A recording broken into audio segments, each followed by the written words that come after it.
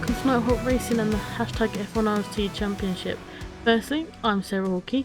You can find myself and the rest of our drivers here on the Nighthawk Racing YouTube channel. You can also check out the entire back catalogue of seasons 1 to 3 of the F1RST series, mini-series and off-championship events, and one-off race events, all of which are highly competitive and a lot of fun. Also, please check out our Instagram and TikTok for other content and races there. Link in the description or scan the QR code on the screen for more information. But now, it's time to focus on the event at hand. You join me for round 8 of season 4 of the F1RST Nighthawk Racing Championship, and we'll be covering the red lobby here at Road Atlanta tonight. Before we get into tonight's race, I'm just going to give you a little bit more information about the event itself and the championship as a whole. So as you can see on screen at the moment is our calendar. We have a 10 race championship calendar going to several different tracks that GT7 has to offer. The racing itself will be divided into 2 lobbies, the red and the blue lobby. There are 2 racing events with a qualifying session, and the order of the events is the qualifying session comes up first. This sets a grid for the feature race. Next up is the sprint race, which is based on reverse average points scored, and then we go straight into the feature race, and like I said earlier, the qualifying session sets the grid for the feature race. So, up first on the racing events of the night is the sprint race. The sprint race will be 13 laps. The grid is formed via how the drivers line up in reverse average points scored across the season for a rolling start. The feature race will be 51 laps. All drivers must use 2 different compounds of tyres in this race, whilst also starting on the grid on the compound that they set their fastest lap in qualifying earlier. And as a reminder, during the lobby tonight, in the blue lobby, drivers have full driver aids such as traction control, ASM and ABS. And in the red lobby, they only have ABS enabled on the driver aids. That hardcore driving experience to really challenge our drivers.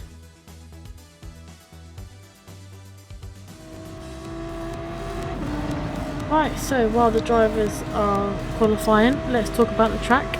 We are driving the Road Atlanta, also known as the Michelin Raceway Road Atlanta, as some may know it.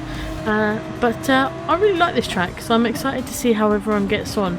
I've raced it before in other series and in other categories as well, so I really do enjoy kind of the different corners. You know, obviously it's they've got some corners which are really tight, but then you've got some that are really kind of fast flowing, so it's a lot to kind of process while you're racing as well. But the Road Atlanta is a real world racetrack located in Georgia in the USA that made its debut in GT7, so you know, only a quite recent track in the recent game. Obviously it wasn't in any previous GT games, so a lot of drivers have had you know, only got to experience Road Atlanta and GT7, but it's a welcome addition, shall we say. But in real life, the most famous race that is hosted at Road Atlanta is the Petit Le Mans, a 10-hour race that is usually held as part of the IMSA, the top level endurance racing in the United States. And I've got to say, I've watched it a few times, and it's definitely a lot of fun. But the track itself is 4.808 kilometers, or just over 2.5 miles. And like I say, I think the drivers are going to enjoy this one. But let's get into the sprint race and see how everyone done. Okay, here we are for season 4, round 8, Road Atlanta, red lobby.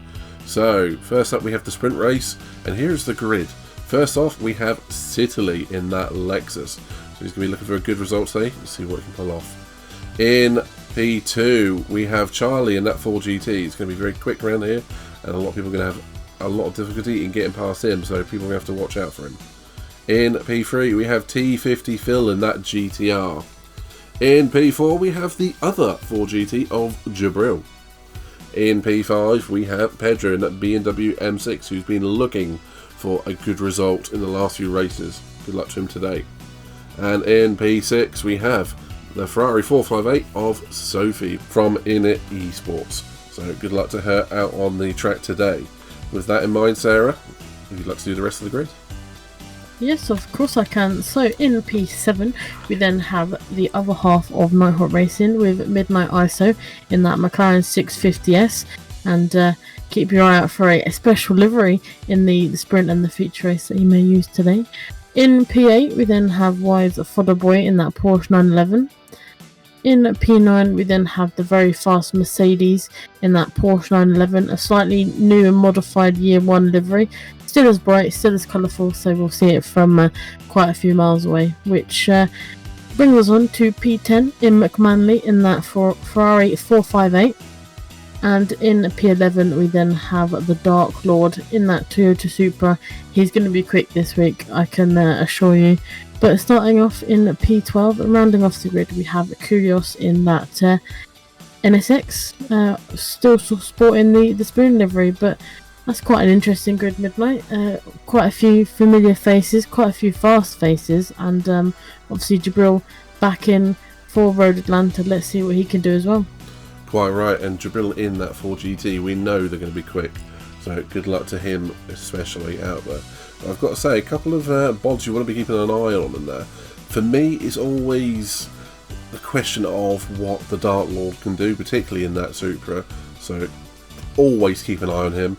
But for me, Dark Horse, McManly, always someone who tends to excel in the sprint races, but he's got a lot of interesting drivers around him, a lot of very fast drivers like Mercedes, and you've got Pedro in there as well, so I think it's too early to call of who can actually come away with a win on this one.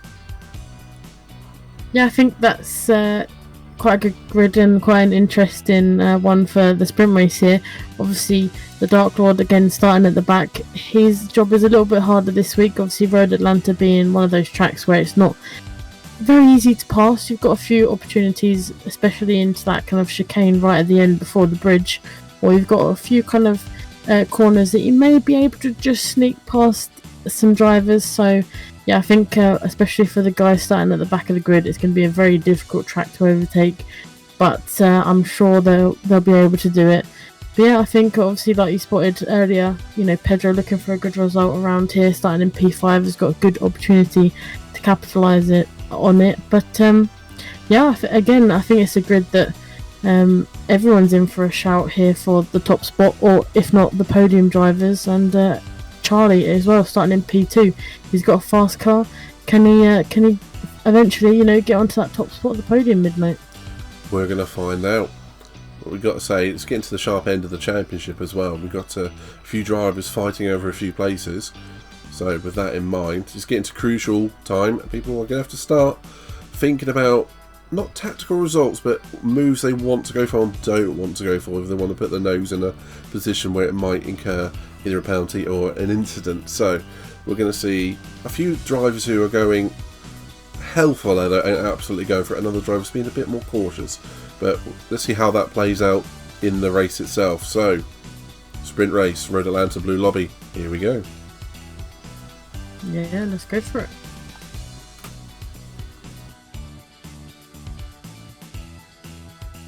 Okay, so leaders away for the Red Lobby sprint tonight. We have Sitley in first, Charlie in second, Phil in P3, Jabril in fourth, and Pedro in P5. I'm sure all our drivers are trying to look at going forward in this race as we are underway now. Sitley leads off in towards someone. It looks like everybody's keeping it single file for now, as we see Fodder looking up the inside of Midnight ISO. Everybody checking up at the apex of the first corner, but still keeping it all single file throughout the pack on this first lap. As they run down the hill, Sitley is holding the lead for now, although it looks like Sitley's ran a little bit wide there, a little bit unforced error there, but it looks like Charlie is closing that gap to Sitley, come down towards the back straight. It looks like Sitley could be under pressure on this back straight, Sarah, because we know how fast that 4GT is in a straight line. And just looking a little bit further back as well, McManley making up a few positions. He managed to get Mercedes on the line, although Mercedes has reclaimed that position. But unfortunately, Fodder in the other Porsche made a little bit of a mistake coming out of the S's, took a little bit of sand, which dropped him right back to P12. Yeah, it looks like Sophia, or Sophie, should I say, picked up a penalty on that lap. It's going to cost her a few positions down that back straight. She loses a position to Pedro, a position to Midnight. So that penalty costing her 2 positions on this opening lap. Otherwise, it seems like everything as is for top 8. As well as that, Phil losing it on the exit of the turn, well, 10A and 10B chicane, which allows Pedro to go up. Pedro reaping the rewards on this first lap, gaining 2 positions, both past Sophie and Phil. It looks like Phil is also losing another position to Midnight ISO as he looks towards the inside of the first corner and makes that move stick. Phil, unfortunately, losing 2 positions through that slight mistake that he made, a little half spin. It was like Sophie was checked up a little bit there, just behind Phil, maybe being caught off guard, expecting Phil to be a bit faster there, Sarah. Actually, it always happens around that first corner. I think it's one of the scariest corners around this track because you never know how much to brake, and if there's loads of cars going into the same point, it can become really difficult. As Sophie looked like she was going to make a move on Phil there, but things bear of it. But McManley, on the other hand, in the other 458, makes a very daring inside line on Mercedes, although Mercedes not giving up just yet, running on this back straight here. Looks like Mercedes in that Porsche just managed to keep in front of Mac, but Mac showing that he's not afraid to make those sort of moves, and Mercedes will have to watch out for that. And just going on board on the back straight, Jibril unfortunately picking up a penalty, I think coming over the hill on that little turn 5, I want to say, left-hander, picking up a half-second penalty and then losing a position to Pedro. Pedro again reaping the rewards of other people's slight blunders as he takes up onto the podium, P3 now, and it looks like Sitley is now starting to feel the pressure a bit from Charlie behind as that Ford GT seems to be pushing the Lexus through those corners, especially at the end of those straights. Sitley gets very sideways there as he runs down the hill. It seems like everybody is keeping it all single file, keeping it civil for the most part. There's still 10 laps to go in this race, and surprisingly, we haven't really seen any moves from people like the Dark Lord down in P10 still after 3 laps. As it looks like Jibril may have made a slight mistake there, possibly, Sarah? Quite sure what happened there. I just caught the back end of that incident with Jibril there, but it looks like he did drop quite a few positions, allowing both Phil and Sophie to come through, as Sophie looked like she's just about to challenge Phil just before this chicane coming up. But yeah, obviously Mercedes and McManley right on Jibril's tail, as well as Julius and Fodder. That's not too far behind. It looks like Sunlight as well, Dark Lord, losing quite a few positions. So maybe our championship leader not really liking Road Atlanta at the moment, Kirk. No, it certainly doesn't seem like it, but there's still plenty of ways to go in this race, and there are plenty of time to make up positions during this race. It looks like Sophie is trying to defend from Phil as Phil looks towards the inside of turn 1. It's a very ambitious move to go in turn 1, and it looks like the attackee is becoming the defender as Jibril looks to try and go around the outside of Phil. But Phil taking that racing line and saying Jibril's going to have to do a bit better than that if you want to come past me. Looking up towards the front, it looks like Pedro is now hounding first and second place Sitley and Charlie, and Midnight ISO is still not out of contention yet for this race win. As they come on to the back straight, surely Pedro's got to be looking at taking his chance to overtake 2 cars in one straight. It looks like Sitley gets a very poor exit onto the back straight, and we know how fast that Ford GT is, and the Charlie is alongside before they really get out of the traction zone of turn 7, I want to say, as they run side by side as they come back down the hill. It looks like Pedro is trying to wiggle his way through as he gives Charlie a little bump there to help Charlie just get past that Lexus. And Charlie now takes the lead of this race, and Pedro also getting out there to get there as he goes up around the outside, should I say, there of Sitley, Sarah, into final chicane. A very interesting move. I'm not sure, obviously, if Sitley was choosing life there and deciding to back out and letting Pedro and Charlie through. Because obviously, if they all went through at the same time around that chicane, we could have ended up, seeing 3 cars out of the race straight away. But yeah, obviously, unfortunate for Sitley losing 2 positions in one corner.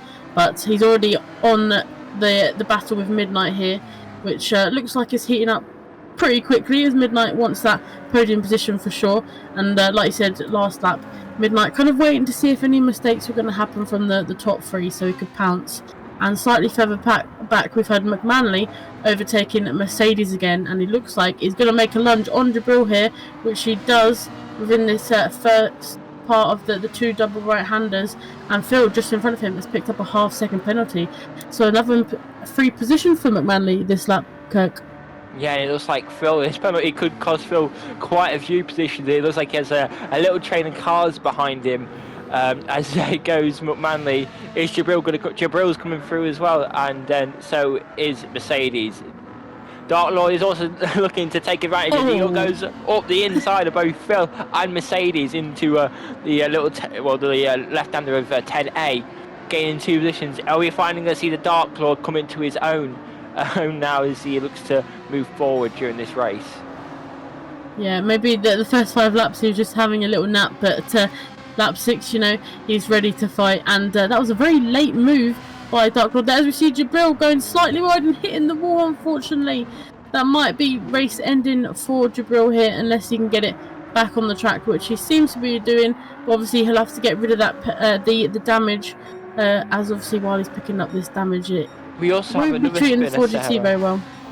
We have another spin on the exit of turn 3. We have Phil dropping from P9 down towards the back of this pack. I think that's the 3rd spinner we've had this race. I know on the previous lap, coming up and over the crest of turn 5, Koulios unfortunately looped it as well.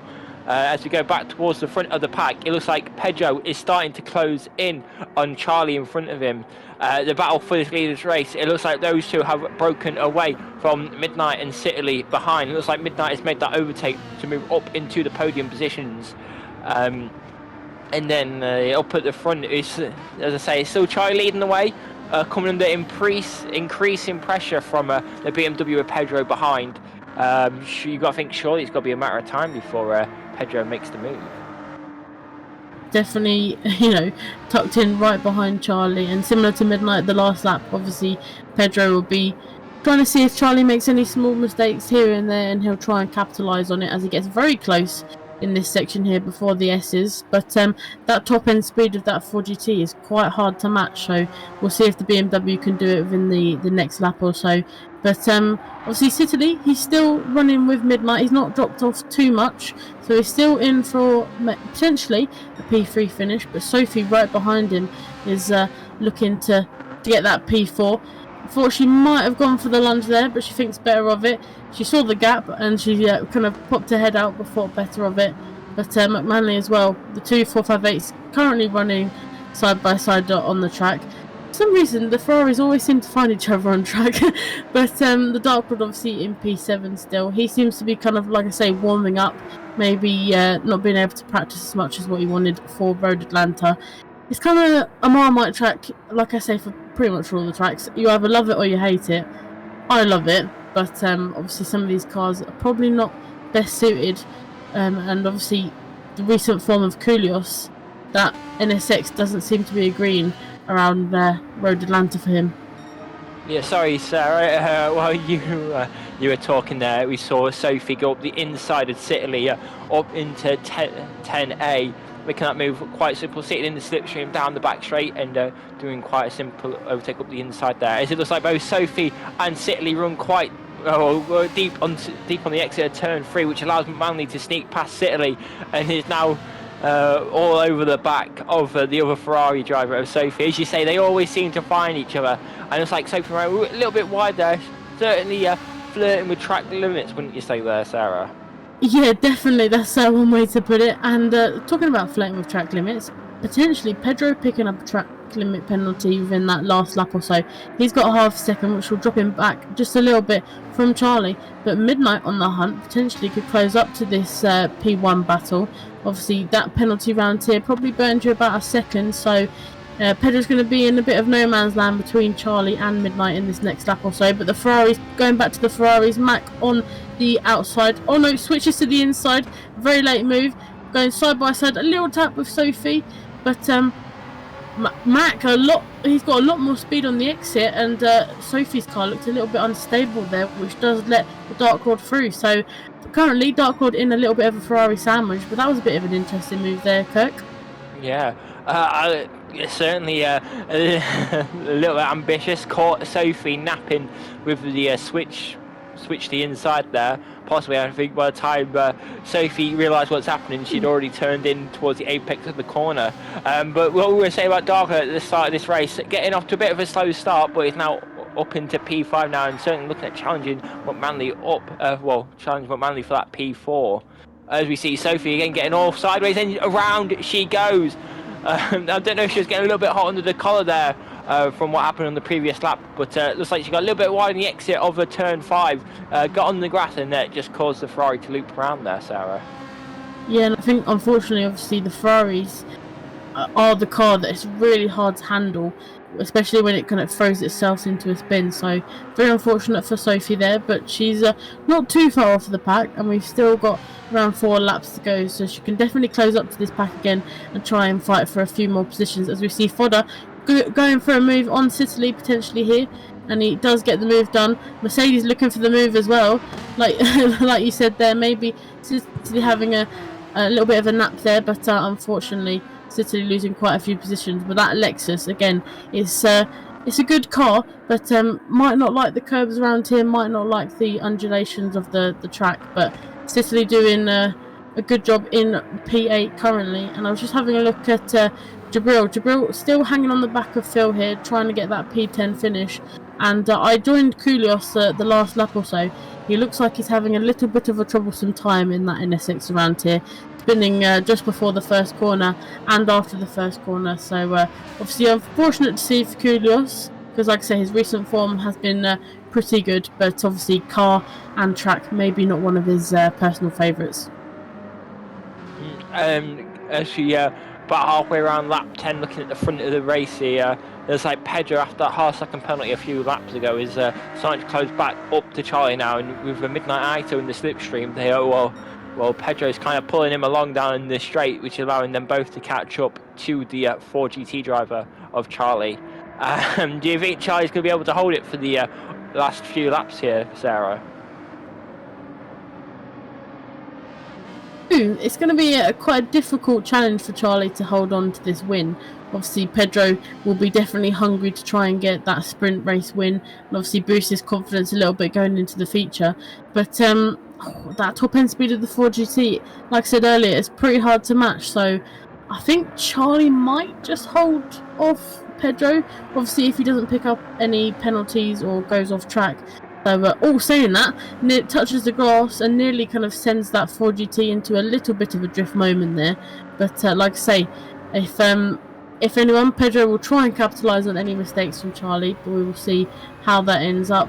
We've got a couple of laps left, so Pedro will be basically heavy footing on that accelerator to try and close this and make a move for P1, as Midnight just behind these two.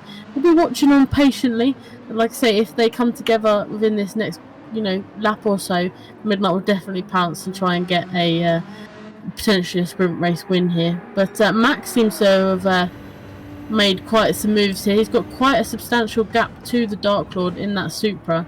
The Supra obviously has been a great car within these last couple of races, but maybe not around Road Atlanta. Like I say, with the twisty turns and the curbs, might not be treating Dark Lord very well.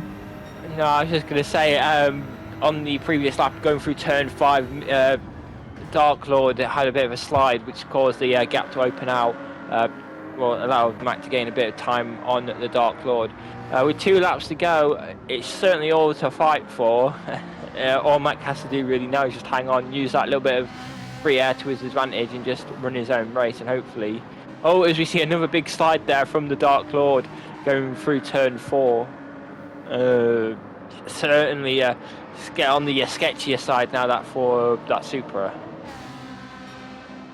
Talking about sketchy slides, I think Pedro had a little bit of a sketchy slide coming out of the S's there, which allowed Charlie to create a little bit of a bigger gap, and like I say, Midnight closing in just a little bit further this lap.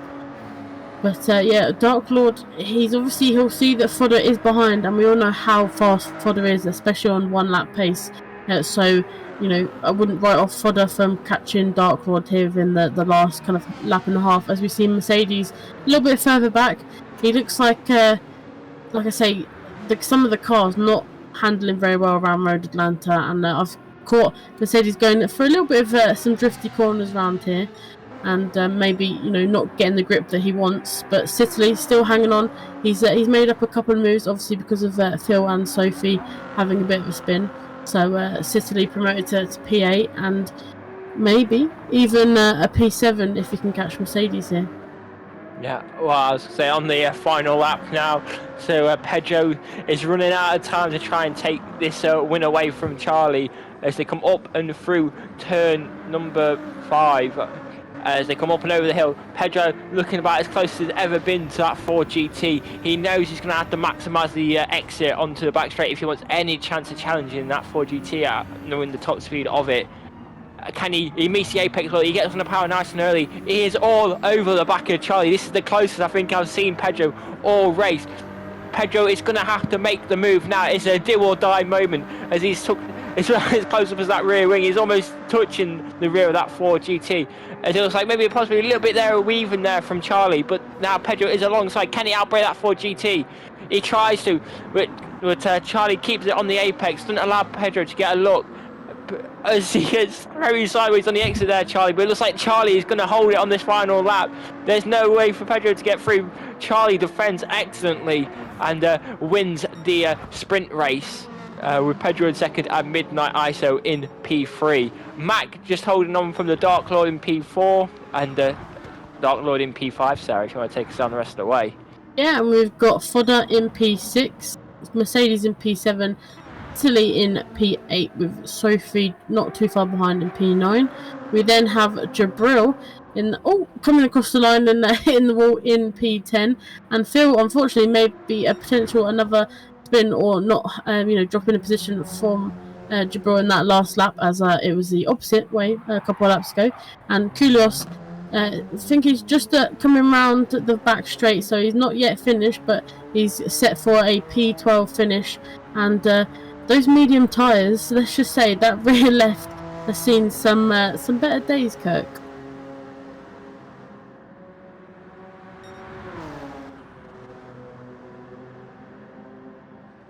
As we see Koulios going round this last chicane, nearly at the finish line, nursing the NSX back home. See, this may be potential, data gathering for Koulios for the sprint race, for the feature race, sorry. But he comes across the line now in P12 and with 3 tyres, shall we say.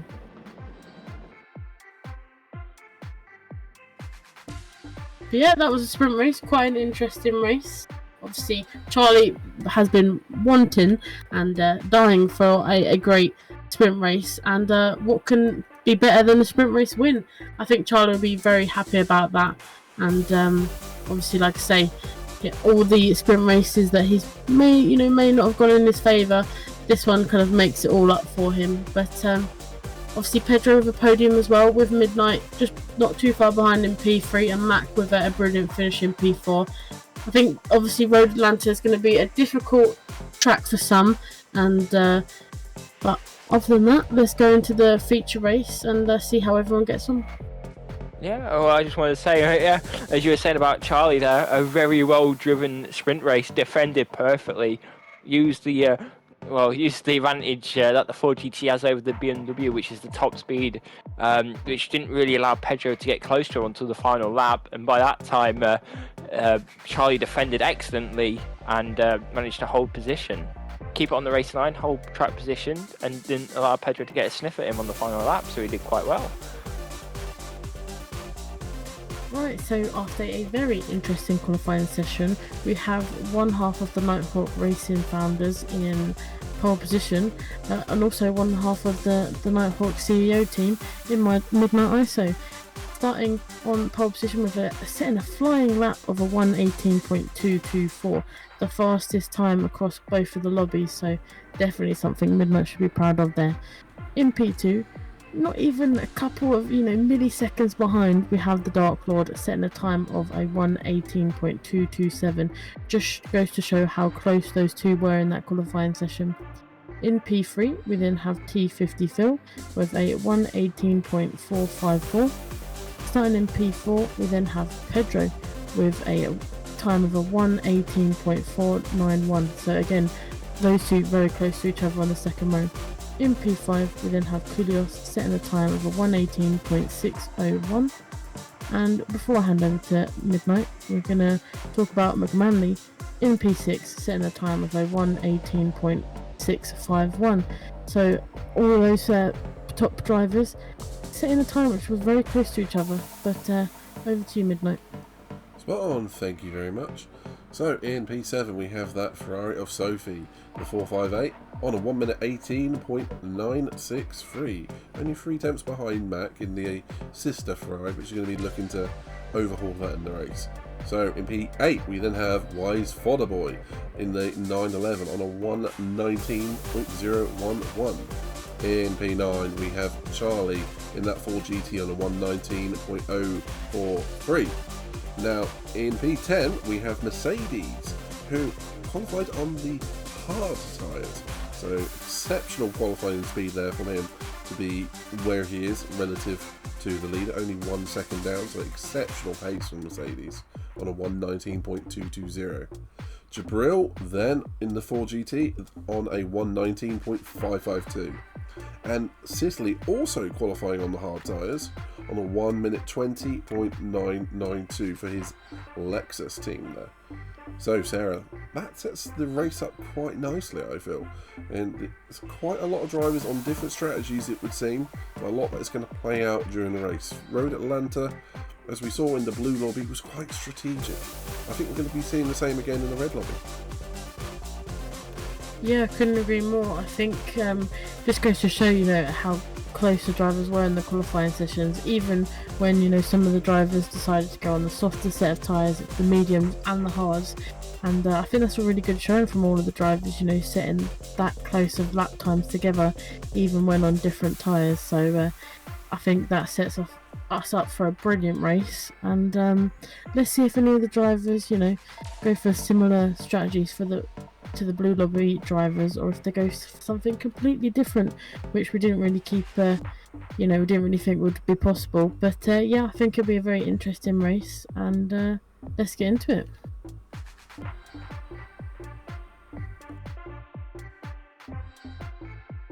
So leading us away tonight for the feature race, we have Midnight ISO qualifying on pole position with the soft tyres, but he looks like he's jumped the star, which allows the Dark Lord to jump him off the line. Is he Midnight losing 2, 3, 4, 5 positions? He's gone from P1 down to P6, and we're not even halfway down towards the first corner yet. He drops down to P7. It looks like Dark Lord now holds first place from Mclaren jumping up from P5 up into P2, being able to jump both Phil and Pedro using the superior launch of that Ferrari, as well as Sophie has also made a few positions off the start, getting a little bit argy-bargy there with Pedro as she muzzles her way through past the BMW. And it's like a bad start's going to worse for Midnight, as he also picks up a half-second penalty, which is going to cost him even more positions after the start of this race.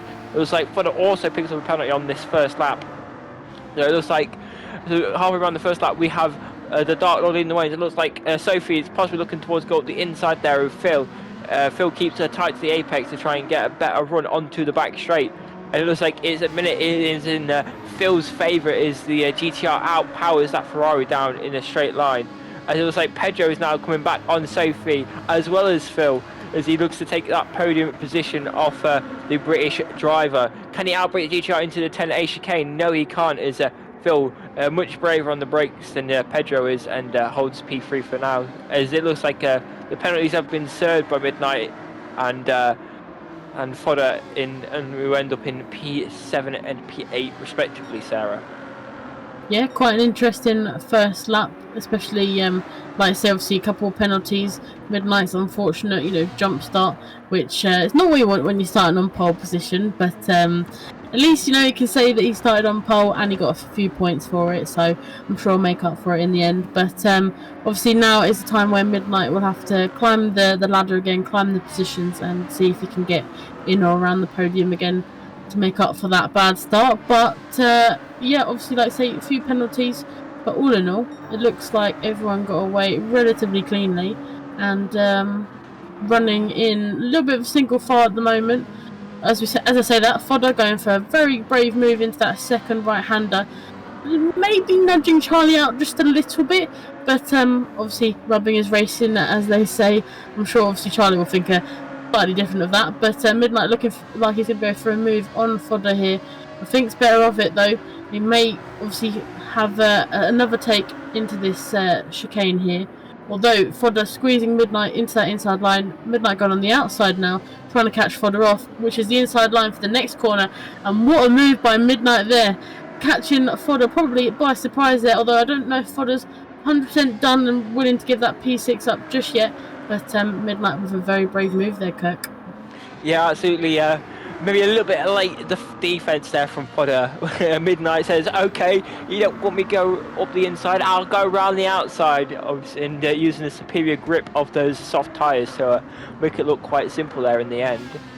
Going back towards the front, we have the Dark Lord leading. McManley is definitely keeping him honest on these early opening few laps. Using the slipstream of the Supra to his full advantage to maybe save a little bit of fuel as well. P3 we have Phil on the soft tyres, and P4 we have Pedro. Very good start there from Pedro. Obviously, well, should I say from McManley, starting from P5 was it on the grid and jumping 3 cars in front of him to going up into P2. Yeah, I don't know about you, racing alongside these Ferraris, especially on the start. They are rapid. Don't know what sort of, launches or nitrous, whatever they've got in their tanks. Whenever you're next to or near a Ferrari on the start grid, they just have a flying start and they're able to kind of capitalise on that straight away, which obviously Sophie and McManley are doing here in the red lobby. Obviously Mac not too far away from Dark Lord, our championship leader at this point. So maybe, potentially, Mac is on for a very good result here. Potentially even the win if Dark Lord makes any sort of mistake. But obviously going back to your previous point about the tyres, obviously Midnight as well started on the soft set of tyres. He will obviously try and capitalise on the softs within these next couple of laps, as softs don't really last too long around here, so we'll probably see him pitting not soon, but I'd say within the next 5 laps or so. And obviously as an alternative strategy, Citily and Mercedes choosing to qualify on the hard tyres, so they're thinking about longevity into the race. Will that be the best decision? We shall see, but it looks like Citily is closing up on Jabril there, and as well as closing up we have Pedro that's a little bit closer to Phil this lap, looking like Pedro might challenge for that P3 position into this chicane here as Pedro goes on the outside, Phil on the inside line here. Will we see a similar move to what Midnight did a few laps ago? Phil very late on the brakes, very confident on the brakes there, and Pedro having to brake a little bit earlier. So, Phil runs a little bit wide onto the outside. Pedro trying to capitalise that. This corner, you don't really want to go side by side here, as you can run wide really easily, but both side by side on lap number 5. Pedro looks like he's got the inside line here. Brakes a little bit later this time, and looks like he's secured that P3 spot for now, but Phil not willing to give it up just yet. Is trying to pile the pressure on Pedro here, Kirk. Yeah, absolutely. Pedro maybe making up for the sprint race, showing he can and does know how to do a cutback move on a fellow driver. It looks like Sophie goes very wide there. I'm not sure if she was giving a slight nudge there wide, but going right out there onto the goal, obviously dealing with dirty tyres for the next few corners, which is going to cost her a little bit of time. But yeah, fantastic move there from Pedro. Very brave, going side by side into the final corner, which is usually flat out. But back at the front, I saw in the previous lap, Dark Lord checked up Manley a little bit going through turn 5 or number 6 now, I can't remember, which caused McManley to drop back a little bit as they ran down towards the pit straight, or the back straight, should I say. Yeah, it might be ebbing and flowing between the two for the next couple of laps. But going further back, we have Jabril that's just overtaken Citily for that P10 position. These two are very close to each other at the moment. They're pretty much glued together, so this will be an interesting fight come their first pit stop strategies. And obviously Citily sporting a new livery this week, and we'll see it in all its glory when it gets dark on the track later, similar to Midnight, with a very nice chrome livery as well, sporting a silver and black combo for the night race that we've got here today. But talking about Midnight, obviously that unfortunate jump start, which did cost him a lot of positions.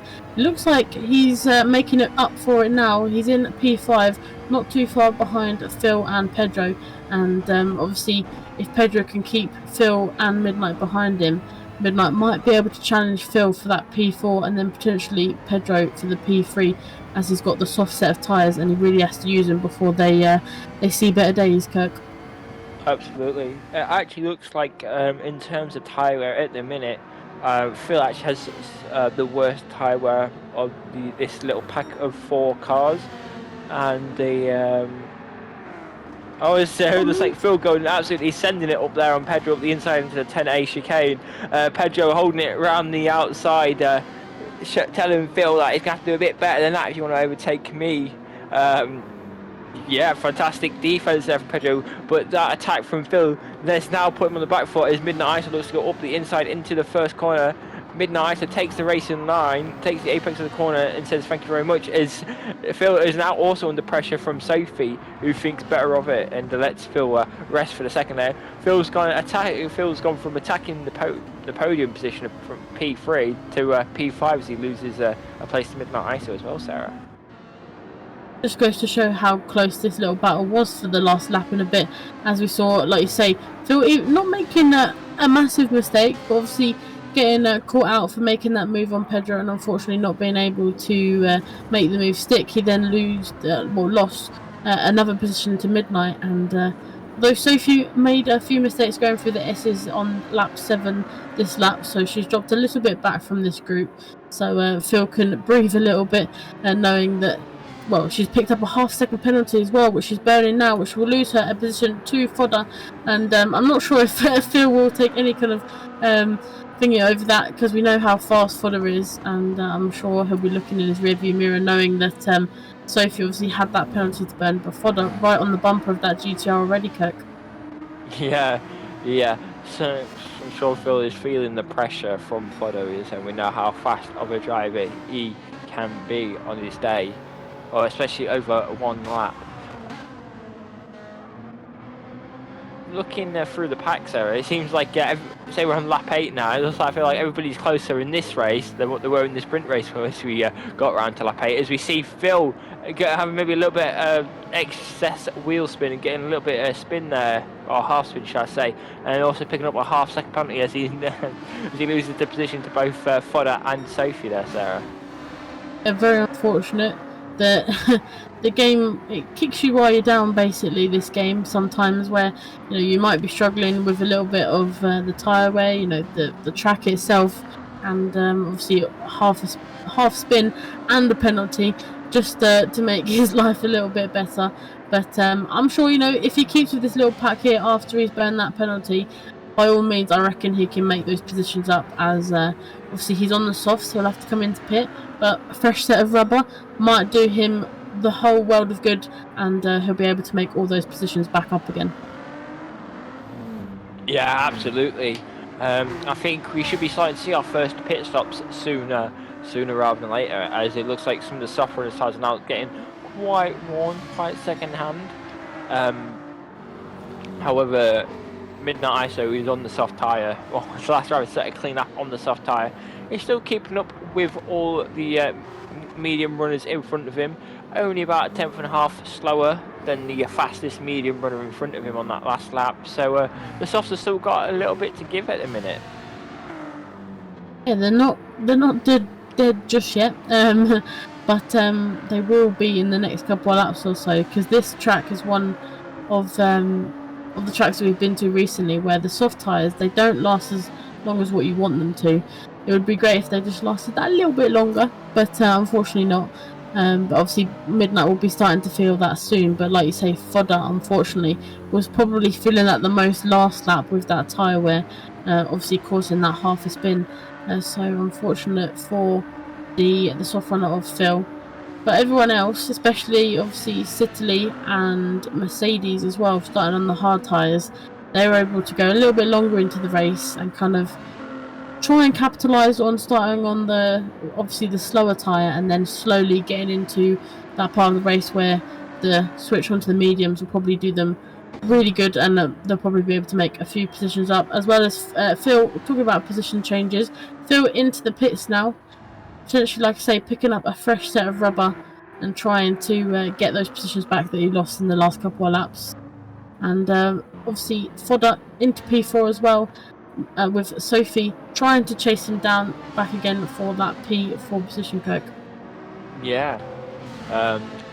Taking advantage of it. Oh, it's fodder getting very sideways, and he's around Sarah. He's around the exit of turn 6, going a little bit wide, hitting the curb, which really upset the rear of that Porsche, and it slid to the right. He tried to counter steer, but he just put too much counter steer on it, which caused the car to snap and lose control, dropping him from P4 down to P7, unfortunately, which I'm sure the other drivers are quite happy with. You know, it's always nice to gain a freebie, even if it is at somebody else's expense, Sarah. Yeah, very unfortunate for Fodder there, as it looked like he was on for quite a good run there, trying to catch Pedro, and obviously having Sophie not too far behind. But like you say, everyone loves a free position, so I'm sure Sophie won't be complaining about it too much. But she has got the company of Charlie within the next lap or so, as he's been able to close that gap. But obviously Jabril as well, not too far behind Fodder now after that mistake. But I don't know about you, this track, especially that S's section, which is a very twisty turny, going from a downhill to an uphill section, it does catch quite a few of these cars out, and I think that's what we saw from Fodder, unfortunately. Yeah, the undulation of the circuit, and especially as you're turning and striking a curb at the wrong angle, can cause the car to spin and snap, unfortunately, which is what we saw there from Fodder. I just gotta say, at the minute, Manley's driving a very impressive race. Sat up behind the championship leader at the minute, Dark Lord, and lapping consistently quicker than the Dark Lord. So it seems like that Ferrari is certainly got the pace on the Supra at this moment in time. I'm not sure if Manley's really looking at trying to make a move on the Dark Lord at this precise moment in time, or if he's just using it as a chance to save fuel. Yeah, like you say, he may just be happy just to tuck in behind the Dark Lord now, kind of in that slipstream effect where Dark Lord will kind of be bringing him around the track, giving him a little bit of slipstream, which could obviously in turn help him with a bit of fuel and tyre management, potentially, although the Ferrari does like to burn through both of the fuel and the tyres. He does drop a little bit back from the Dark Lord there, with a little bit of a nearly drifty moment, but yeah, like you say, essentially very smart by Mac there, using the Dark Lord and saving some crucial time in the pits come his first stop. Talking about first stops, we have had our first couple of stops of Phil and Midnight, who were both on the soft set tyres, coming in, changing for a fresh set of rubber. Both for the mediums for Phil, and Midnight, I believe, has gone to another set of softs. So Midnight going for a second soft pit stop here and trying to use them again. He's set quite a fast lap time, a new fastest lap, of course, for Midnight coming out of the pits. Who would have expected less from Midnight there? But obviously going back up to this P1 battle, Mac keeping this gap to about probably just under a second here, so using full advantage of that slipstream of the Dark Lord, Kirk. And Midnight is doing what he would have wanted to do at the start of the race before he made that jump to start, getting clean out on the soft tyres to be able to really pull away and make advantage of the soft tyres. As you're saying, fast lap of the race at 18.1, which is about a second a lap faster than pretty much everybody in front of him. A second to a second and a half quicker than the lap to everyone in front of him, and again 18.4 puts him again about a second, 1.2 to 1.5 seconds faster than every other driver on track. So Midnight is properly flying on those fresh soft tyres. Yeah, and even faster than his qualifying time, I believe. So just goes to show that he does have some real pace around here. Just got really unlucky with that start, but we'll see what sort of strategy he's cooking up and see if he can make up those positions a little bit later into the race. Obviously, it potentially may look like Midnight's on for maybe a 3-stop strategy. Obviously, going for double softs at the beginning, he still has to use another another compound of tyres. So it'll be interesting to see what Midnight chooses to do later on into the race. But obviously, having a look across the grid, we still have Pedro very comfortably in that P3 position at the moment. He's got no one in front of him within close proximity, no one behind him just yet. So he's able to breathe, get into that kind of zen mode, that state where he's just able to relax a little bit, not push it too hard before his pit stop. In saying that, I could just about see a McManley and Dark Lord in the distance in front, so obviously he can see a few cars. He may be potentially trying to catch them up, or just We got a mistake, Sarah. Mistake from Midnight ISO on those fresh off tyres, following Sitley off on the exit of the first corner, which is obviously not going to do his race any favours. And certainly doesn't want to be getting dirty tyres. As again, he's running very wide through the S's as he runs down the hill. That is not going to help his race, especially when he's got to try and take full advantage of those soft tyres. Yeah, not what you want. Potentially getting caught in the dirty air of Sitley's Lexus there, which obviously going around that first corner is quite high speed. So maybe potentially catching both of them out there. Maybe Sitley not really realizing how close Midnight really was to him.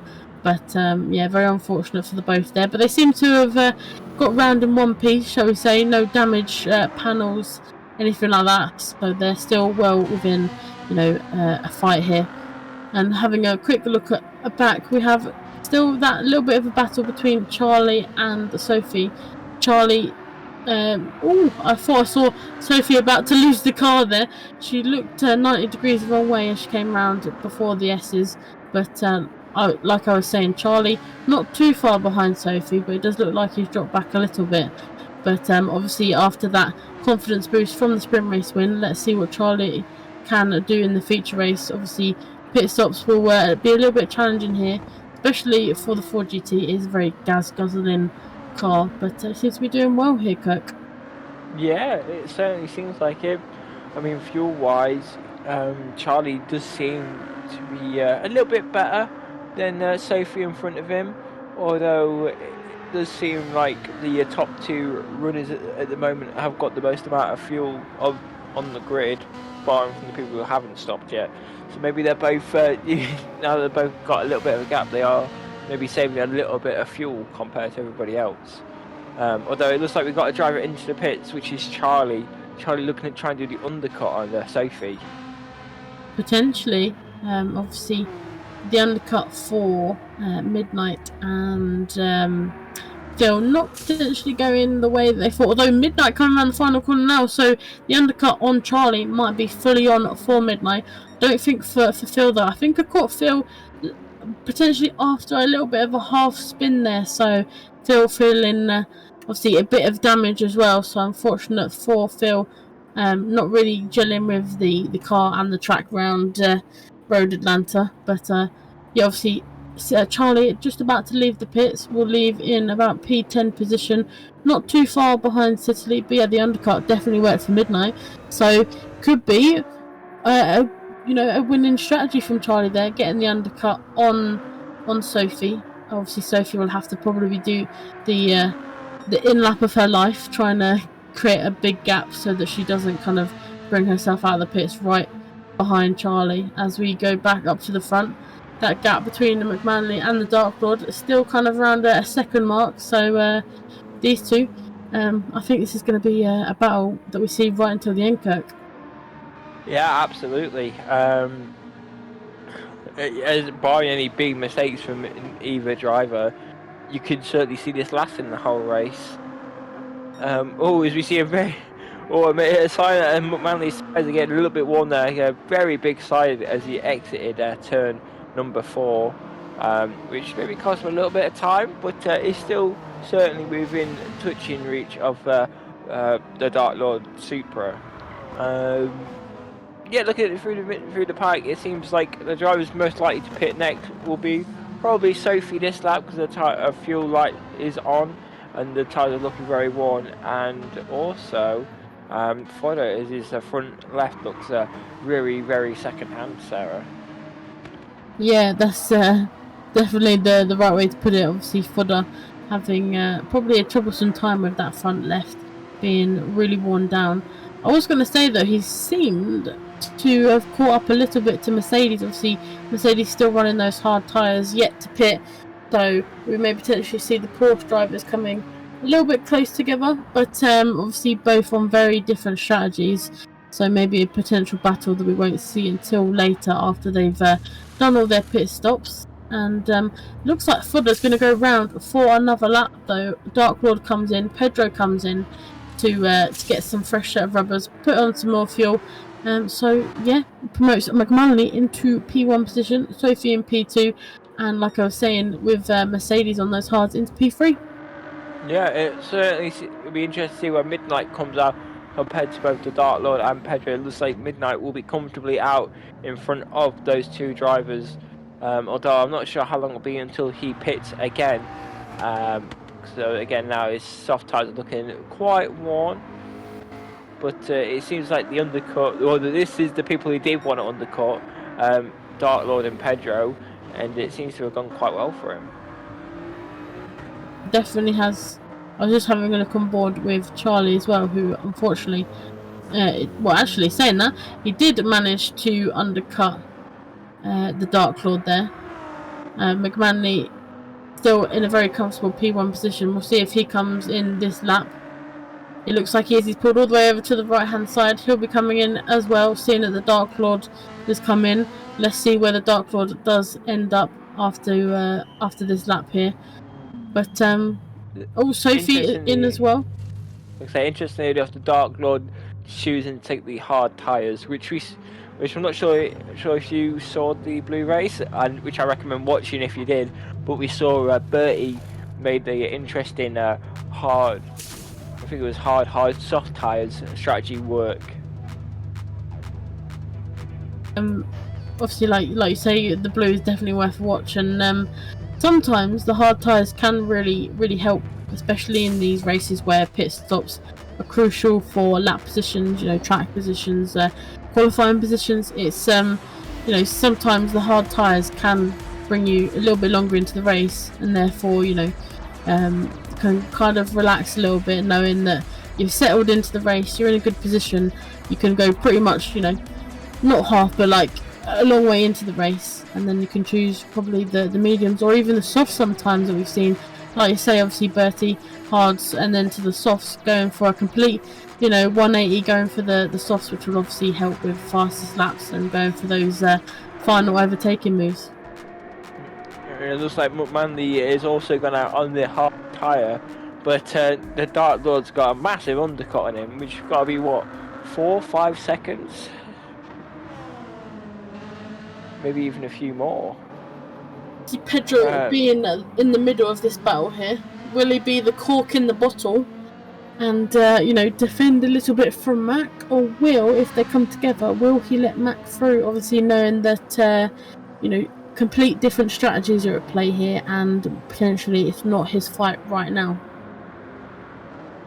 It seems like obviously we saw in the previous lap quite a few drivers come into the pit, and a lot of them, quite a few hard runners between them. So maybe we saw in the blue lobby that there was quite a few hard runners, so maybe it is the hard tyres and the tyres to go for, as it looks like we've got 4 or 5 drivers choosing to go on the hard tyres at the minute. Obviously we saw Sophia pit choosing the hard tyres, unfortunately picking up a pit lane infringement penalty of 3 seconds as well, which cost her a position to Jabril, and looks like she's going to possibly lose a place to Fodder as well. But yeah, Fodder also pitting on the previous lap and choosing to take a set of hard tyres, where the likes of Midnight ISO taking a set of medium tyres. I can't help but think maybe the double softs at the start, maybe it might be a slightly wrong idea, as now that he's made 2 stops and everybody else has made their first stops, he's pretty much at the back of the pack in P10, Sarah. Well, I know for a fact that someone in the blue lobby used that strategy, and it didn't affect them too much. But unfortunately, obviously that false start right at the end, right at the beginning, probably didn't set Midnight on the right foot for this race. Potentially knocking the strategy on the head. But we shall see. Obviously, like you say, completely different strategy to some of the others around him. But he's going to really have to capitalise on this pit stop here. His next pit stop. But he's not too far behind Fodder and Sophie, who, like you say, have just come into the pits, got a fresh set of rubber. So it's going to be a bit of a challenge for Midnight to do, get back onto the podium within this race. But it's fully still on the cards to do so. Obviously, lap 20 out of 51. We've still got a large chunk of the race to go. But saying that, Mercedes finally coming into the pits off of those hard tyres potentially. We shall see as he comes out of the pits. But Jabril going around the final corner. Will they come out side by side? Looks like Jabril went on the grass a little bit, which allowed Mercedes to keep that P6 position from Jabril, who is back on the track. We've actually got a three-way battle for P8 going on at the minute between Sophie on the hard tyre, Fodder on the medium tyre, and Midnight ISO on the medium tyre. Sophie, as I quote you from earlier, being the cork in the bottle on the hard tyres, while Fodder and Midnight looking to try and overtake on their fresh medium tyres. And talking about hard tyres, Mercedes also deciding to go on the hard tyres yet again, so potentially, like you say, going for a similar strategy to what we saw in the blue lobby from Bertie. But we'll see how that treats him as he comes out in P6. And like I say, this challenge for P8, the McLaren of Midnight ISO getting very close to the rear of that Porsche 911. I could read literally all the details on the back of Fodder's car there, but unfortunately coming out of the final chicane, not being able to keep that distance and keep close to that bumper. But Sophie, like you say, being the cork in the bottle, maybe a little bit here. But I think obviously Midnight and Fodder, as they've just come out of the pits, they may obviously think better of going for an overtake until potentially the back straight. But yeah, an interesting battle after their, Midnight's second stop, but Fodder and Sophie's first stop. It's an interesting race so far. Obviously, we've seen a lot of strategies at play at the moment, but I'm kind of interested into this last half a race to see obviously where everyone and how everyone gets on. Well, I saw in the blue lobby, everybody kind of spreads out during the middle part of the race, and then it all starts to close up again as the strategies all play out at the end of the race. As we see Sophie picking up a half-second penalty, which is going to cost her her cork in the bottle status, so to speak, losing the position, definitely losing the position to Fodder, and possibly losing the position to Midnight ISO as well, which, yes, she does, so she's gone P8 to P10. Also on the previous lap, we saw the Dark Lord overtake Sitley on the back straight. Obviously the worn tyres of Sitley got no match for the Dark Lord's brand new hard tyres, as we see Sitley also pitted at the end of that lap as well. Yeah, potentially going for maybe a similar strategy to Mercedes on the hards again, going for even longer into the race before going on to the soft set of tyres at the end, obviously giving him the speed that he wants right at the end to make those finishing moves. As we see, talking about moves, we're going on board with Midnight again here. That looks like he's even closer to Fodder's rear wing of that Porsche 911 here, as it looks like Midnight got a very good exit out of the S's here. And will he go for a little bit of a late move from Fodder here? Fodder being very defensive, telling Midnight, you're not going to overtake me here right at the moment. But Sophie obviously onlooking this battle between the McLaren and the Porsche. Fodder looked like he went a little bit wide, caught a little bit of grass, but that didn't affect his exit greatly. But we'll see if Midnight goes for a move into the chicane here. The two going side by side now, Midnight onto the outside, Fodder in the inside. That speed of the McLaren has just breezed past the Porsche 911 of Fodder, although Fodder still on the inside. Midnight cutting back, hitting those apexes and getting into that P7 position that he's been wanting to do for a couple of laps now, Kirk. Yeah, very simple move in the end Fodder made it clear that he had to go around the outside, and Midnight obliges. It's that for the second time this race that Midnight's gone around the outside of Fodder into the chicane, Sarah. It potentially might have been, and you know, it's a good move to do, and it's a nice move when you're able to get it done. Not once, but twice. So I'm sure Midnight will be very happy that he's been able to make that move quite a few times now, and it's probably a warning to all of the other drivers that he's not afraid to make that sort of move into the chicane. So let's see if he makes that move again. We'll need a kind of a counter of how many times he does that move in this race, so we can use it at the end. But obviously, like I say, Sophie still unlocking this battle here. Midnight having a better lap that lap, kind of elongating his gap to Fodder. And they're all kind of roughly the same gap, Sophie, Fodder and Midnight. But I think Midnight's eyes will be fully set on catching Jabril here if he can. Yeah, absolutely. Talking about drivers catching each other, I think on the last few laps, the previous 3 or 4 laps, the fastest driver on the medium tyres is actually Pedro. Well, even on the last lap, he was quicker than Charlie, who's on the softs. So the fastest driver, I'd say the fastest driver on track at the minute out of everyone is Pedro.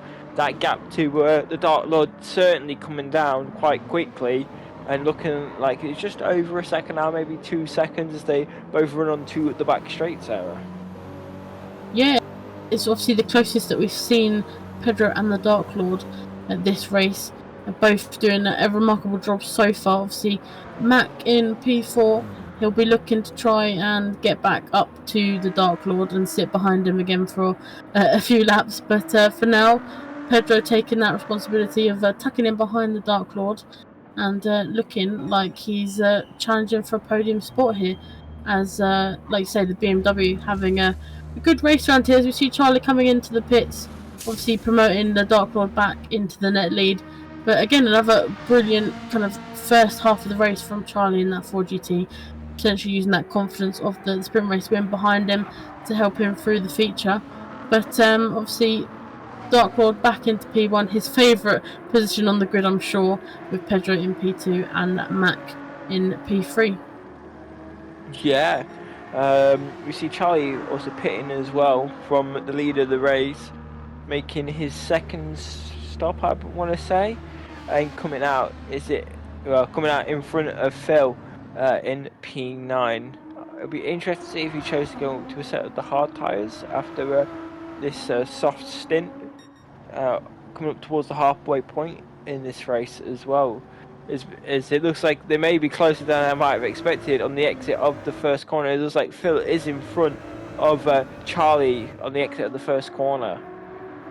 But going back towards the front, it certainly seems like Pedro is still closing that gap to the Dark Lord. Pedro setting his personal best lap of this race, an 18.8, which was about 2/10 exactly on the previous lap, quicker than the Dark Lord. So that gap is still coming down ever so slightly, Sarah.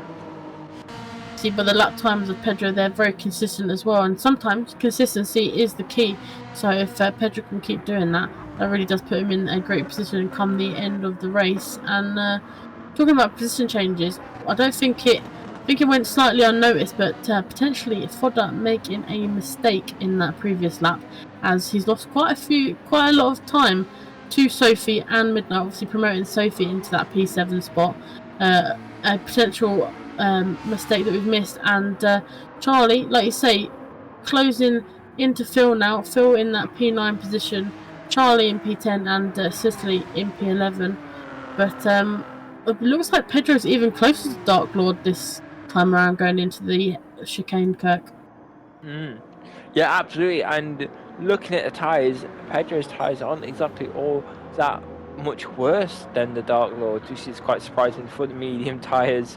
Maybe we have a new tyre whisperer here of Pedro. Also, I want to kind of say a kind of understated drive possibly so far is Mercedes up in P4, Sarah. Yeah, he's done a brilliant race so far. Obviously on the hards again, he's gone for the longevity over speed this race, which sometimes really does help. Obviously Obviously, the hards, like I say earlier, brings you a lot longer into the race than the softs, especially. The mediums are kind of obviously the mediums for a reason. They don't last that long into the race, but they give you kind of a little bit more longevity than the softs. So yeah, I think a very clever play by Mercedes there by picking the two, hard to begin with, and then obviously choosing the softer tyre towards the end of the race where he can capitalise if the grid becomes closer. Obviously, we're going through that period of time in the race where the grid does start to spacing out a little bit. And unfortunately, Matt picking up a half-second penalty there, which won't help in his efforts to catch up the Dark Lord again. But yeah, obviously going back to my point of that we're going through that point of the race where everyone's a bit, further away from each other on the grid at the moment. The pit stops have kind of, let's just say, elongated those gaps between the drivers. But I think it's a good race so far. Don't you agree, Kirk? Yeah, we've certainly seen lots of actions, a few little half spins, a few incidents. Obviously, we saw Phil, unfortunately, the pickup damage early on into his previous stint. But yeah, we certainly see a lot of action on track, and I can't wait for everybody to start closing up again as we come towards the conclusion of this race. And we're only just over halfway through at the minute, so I'm sure we'll see a lot more action in this race. It looks like Pedro is almost within slipstream range of the Dark Lord now for this battle for P1, or battle for the lead of the race, should I say. Yeah, talk about being close. Charlie being very close to Phil there, going for the move, promoting Charlie into P9. Seems to be the chicane here is the pit the position to do those overtakes. As we see Phil coming into the pits in on lap 28 with the soft tyres in better shape, not in better shape, shall I say? So obviously needing some urgent tyre changes. But yeah, obviously Charlie probably very happy making that move into the chicane and getting another position. I've got to say, again, can't overstate this drive from Pedro. Again, lapping consistently in the low 19s, which is consistently quicker than the Dark Lord. How often can we say that, Sarah? Someone consistently lapping faster than the Dark Lord? Doesn't happen a lot, so I'm sure Pedro will be, smiling ear to ear that we're complimenting him on being faster than Dark Lord at the moment. But obviously, maybe a little bit of a mistake there going on the grass, which doesn't lose him too much time because it looked like Dark Lord made a very similar mistake coming out of the S's there, a little bit drifty. But yeah, the two very close to each other at the moment. But it's good, to see a challenger that's not afraid to get a little bit closer to Dark Lord and potentially challenge him for the win. Yeah, absolutely. I've got to say, Jibril is starting to close up on Mercedes, so maybe that battle for P4 is starting to heat up as well, Sarah. We've got quite a few battles starting to heat up now. Looks like Phil is possibly getting lapped as well by Sophie in P7. Fortunate, obviously, for Phil. Starting on the back foot with the damage that he picked up earlier and being obviously on the soft tyres in this kind of mid part of the race. I don't think it's been the best of races for Phil. Obviously, I think he's struggling a little bit with that GTR around Road Atlanta. It's a very hard car to deal with at the best of times, but obviously, especially like you said earlier, the undulations of the track can be obviously quite difficult to wrestle these cars around. So yeah, unfortunate for Phil there being lapped, but it's all still to play for. I'm sure he can make up quite a few positions here, as obviously, as I say that, unfortunately, he does spin and luckily there was an escape road to catch him there, so no damage for Phil there.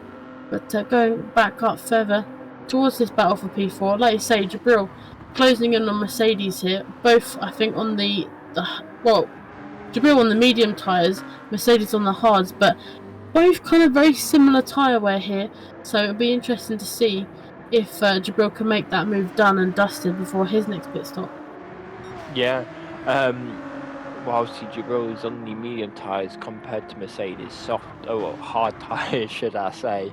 So you've got to say, the more this stint goes on, you've got to say the more the advantage must slowly, or the tyres must slowly turn towards Mercedes' favour. Very similar to what we're seeing up front between the Dark Lord and Pedro.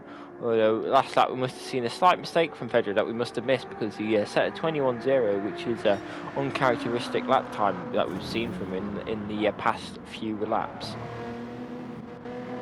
Yeah, maybe potentially, overcooking a braking marker or catching a little bit of grass here, as I nearly caught him catching a little bit more grass through the S's. But if you can stay within this sort of gap from Dark Lord, or get even closer, and just get into that kind of zen state again, I'm sure obviously that will do him pretty well to come the end of the race. He seems to be kind of ebbing and flowing, going within a second of Dark Lord, then backing off. So I think obviously the dirty air around here, especially in the BMW, which is so rear end happy, it's probably a little bit of a challenging race for Pedro so far. Obviously Mac in P3 as well. He's got quite a big gap between Pedro and Mercedes, so I'm sure he'll be enjoying the very clean air, Kirk. Yeah, we know the Ferrari just like to eat through its tyres, so the fact that he has clean air, so the fact he has clean air allows him to keep the tyre even. It's like McManley has clean air, it allows him to keep the tyres cooler for longer. I knew what I wanted to say, Sarah, and I got there in the end. Talking about I think we have, and I was just having a quick look while you were mentioning your point, we have lost Phil from the race, unfortunately, Kirk. Obviously, maybe a technical issue there, or maybe you just had a little bit too much of this race and decided the best option would be to retire the car. Yeah, unfortunately, obviously, because we do know how fast Phil can be in that Nissan GTR, but like I said earlier, sometimes the track combo, it can be quite hard to wrestle the cars around this track. So unfortunate for Phil, but we'll see hopefully him back for the next race, which will be High Speed Ring, which may play into the GTR's favour with a little bit more top end speed. But looks like the gap for the position for P4, the battle, has dropped away a little bit from Jabril. Like you say, obviously the ball is very much in Mercedes' court here with the hard tyres. He's able to go even further into the race compared to Jabril. Talking about going further, Pedro into the pits, getting off that medium tyres he was just on, picking up some more fuel, promoting McManley back into P2. I'm just wondering, with about 18 laps to go, could Pedro possibly get a set of the medium tyres at the end of this race? Well, if not mediums, almost certainly hard tyres will get him towards the end of this race. Potentially. I reckon, obviously, being on the... Although maybe the last couple of laps might be a little bit troublesome for Pedro if he goes on the mediums, I reckon he can do it if he can look after them on his out lap and a few laps. He puts him in a good position for that podium, if not the win, if he can obviously get through the traffic again. But he looks like he's not took a full tank of fuel. He's picked up about 92%. He's also gone onto the hard set of tyres, Kirk. Yeah, interesting choice there from Pedro. Especially for the first lap or two, while the Dark Lord is still out lapping on the hard tyres, Pedro is going to be able to undercut the Dark Lord. So Pedro has really got to take full advantage of these fresh tyres and use them, and hopefully, use them, but maybe not abuse them, because he's got to get toward the end of the race. But he certainly has the advantage at the minute, because we know how strong the undercut is around this circuit. We do indeed. We have seen a few undercuts take place throughout the race so far, and maybe potentially another one for Pedro, as it looked like. I think the Dark Lord was struggling for a little bit of fuel there, so we'll probably see him coming in the next lap or so. Obviously, he's on the hards now. Will he decide to go on the medium tyres to the end and try and set some personal bests and be quite fast at the end? But Yeah, interesting strategy calls so far, and I think I can confirm with how dark it is around the track, the sun has fully set, so it might play a little bit into the people that decide to go to the mediums to the end. It'll be a little bit cooler on track, so they may be able to potentially get those mediums to the end. And the further they go now, which also means the less fuel they have to take, which will also mean the tyres wear slower as well. As we see the Yeah, Dark Lord pit with only 1% fuel left, properly running on fumes there, wouldn't you say, Sarah?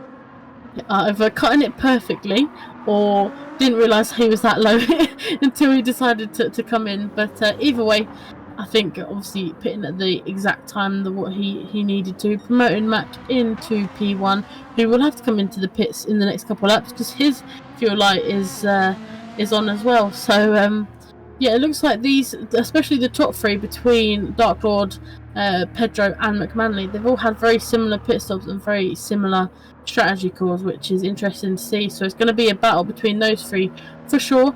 But obviously, we can't write off Mercedes just yet. Obviously, being on the harder compound of tyres, he's now into P3, and I'm sure he'll be willing to defend a little bit from obviously McManley and Pedro as they fight through the field. As we see, I believe Midnight also pitting there and picking up some new rubber and some fuel as well. Yeah, surely at this point of the race, this has got to be Midnight's last pit stop. So it'll be interesting to see where he ends up, as he looks like he may be a little bit far off the podium positions. But it all could change. Looking to get a little bit of an undercut on the people in front of him. So take a short-term gain, but you could always wear out by the end of this race. As Midnight does go on to the medium tyre, which is interesting because we saw Pedro obviously pit the lap before and he chose the hard tyres. Yeah, maybe Midnight being a little bit more comfortable on the medium tyres, maybe he's able to push it and trust how the car kind of drives around the corners on the medium tyres. I know obviously the hards can be a little bit unpredictable. Sometimes you may have to brake a little bit earlier than what you want to. So maybe just out of trust and confidence, Midnight going on the mediums, and also if you can make it to the end, that would be great. You'll be a little bit faster than some of the other drivers on the hard tyres as well. As you see, Sophie and Fodder coming into the pits, and potentially if Midnight gets around the final chicane, all being well, he might be able to undercut those two and get into a very comfortable P7 spot. Yeah, absolutely. I'm just looking at some of the drivers who haven't pitted yet. So obviously McManley's coming in this lap because he has basically no fuel left. But Mercedes and Jabril, I wonder if. Well, I don't think Jabril's going to be able to do it now, as McManley does have 0% fuel. So we thought the Dark Lord was running on fumes. I guess McManley must be running on less than fumes, Sarah. But as I'm back to what I was saying, I wonder if Mercedes can get to about lap 40 or so, and maybe, 40, 41, 42, and I wonder if he could possibly take a set of softs at the end of this race, Sarah. As well, we also see Jabril in as well. Be interested to see where he comes out compared to the people he was fighting, which was Sophie and Fodder, I believe. As Sophie picks up her second pit lane infraction penalty of this race, another 3-second penalty, unfortunately. Yeah, I'm not sure if you heard me gasping a second ago. I was on board with her when she picked up that 3-second penalty, and I was a little bit shocked because I was like, oh, because that's not what you want, especially going into your last stint of the race. Getting whacked with a 3-second penalty will kind of hurt her pace a little bit, as Fodder's not too far behind. So unfortunately, that may look like she's about to lose that P9. It's now P10 for Sophie. So yeah, obviously that 3-second penalty, not what you want. It will make her have to work a little bit harder to try and catch Fodder, especially within the last couple of laps or so. But yeah, apart from that, obviously Midnight coming out in a P8 position, obviously not too far behind Sicily. Obviously Midnight being on the much fresher tyres, will able to challenge Sicily within the next few corners or so, I suspect. But yeah, interesting final strategy calls from a few of the drivers there.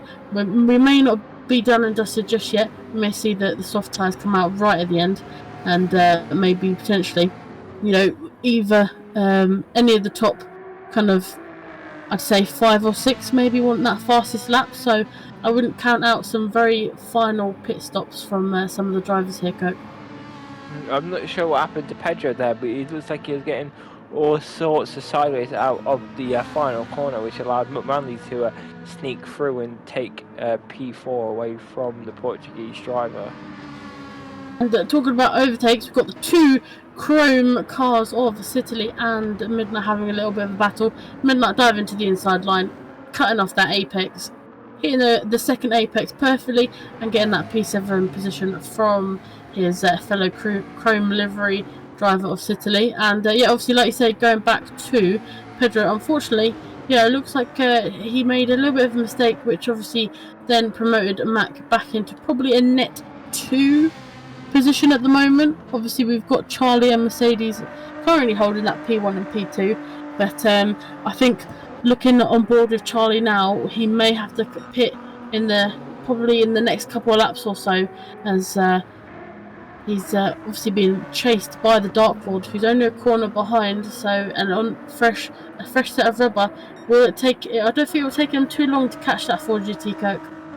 No, it's well, it shouldn't take him a lot of time to catch it, nor will it take him a long time to overtake it, as it looks like the Dark Lord is running about 7 to 8 tenths a lap quicker than the Ford GT in front of him, so it should be quite a simple overtake in the end, unless Charlie can do what he did in the sprint race and just park it on the apex and use the top speed of that Ford GT to his advantage.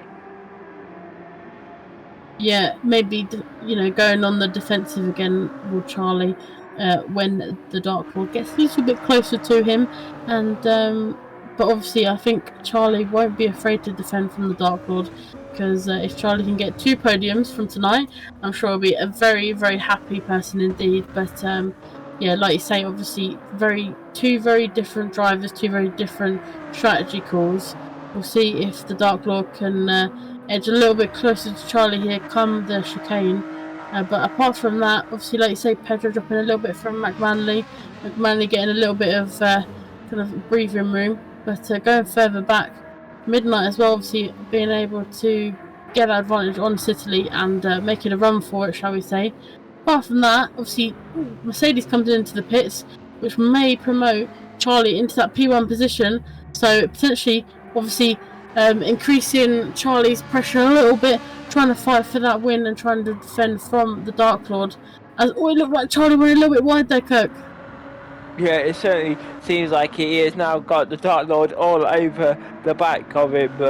I don't think Charlie's going to the end of the race on this set of tyres. So with this fuel, all tyres, so it looks like it's more of a bit of a pride thing rather than a finishing position thing. Yeah, I'm sure he'll be very happy to lead the race if it is just for the single lap. But looking back for the pack, it looks like, interestingly enough, Mercedes comes out on a set of the medium tyres, which is an interesting call with 10 laps to go. Only just in front of Jabril, who's on the soft tyres. That is exactly the same thought I had with you there. I was like, I'm not sure if the softs will make it to the end. That was a very interesting call from Jabril there.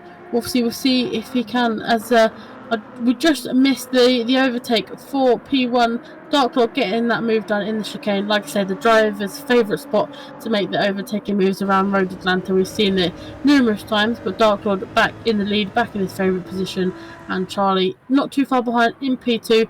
We'll probably use Dark Lord here for a little bit of slipstream so he can save a little bit of fuel and a little bit of tyre wear before, like you say, having to pit for his final tyres. That's interesting from Jabril. Obviously, we know how fast Jabril can be, especially in that Ford GT. But will the softs not go to the end? I'm not too sure. I think it'll be very borderline. It'll be very borderline.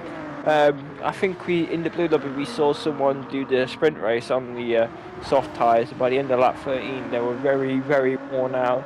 which is basically what Jabril is doing with his 4GT.